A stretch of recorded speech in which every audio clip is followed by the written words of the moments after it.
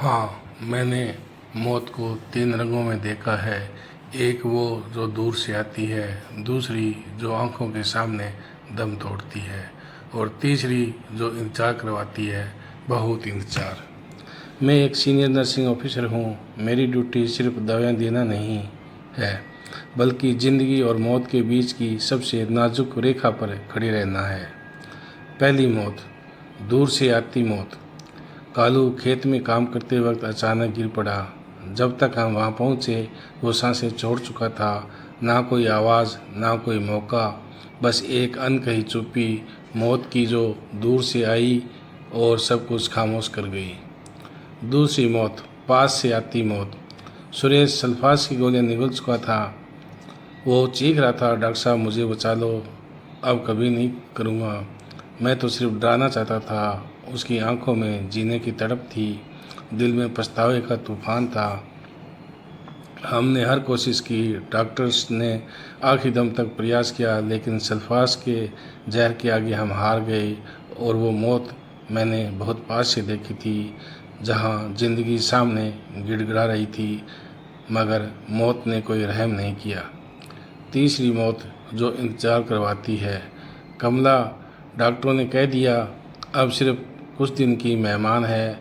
मैं एक senior nursing officer होने के साथ साथ उसका पड़ोसी भी था। रोज़ सुबह शाम उसकी देखभाल को जाता, इंजेक्शन देता, थोड़ा सहारा देता। वो अक्सर धीरे से पूछती, डॉक्टर साहब मैं बच जाऊंगी क्या? मेरे सोनू मोनू तो बहुत छोटे हैं, उनका क्या होगा? मेरे पास सिर्फ खामोश सांत्वना थी, क्योंकि सच्चाई बहुत बेरहम होती है। सोनू 7 साल का, मोनू 5 का, दोनों अपनी माँ की चारपाई के पास खड़े हो जाते। मासूमियत से पूछते, डॉक्टर अंकल मम्मी ठीक हो जाएगी ना?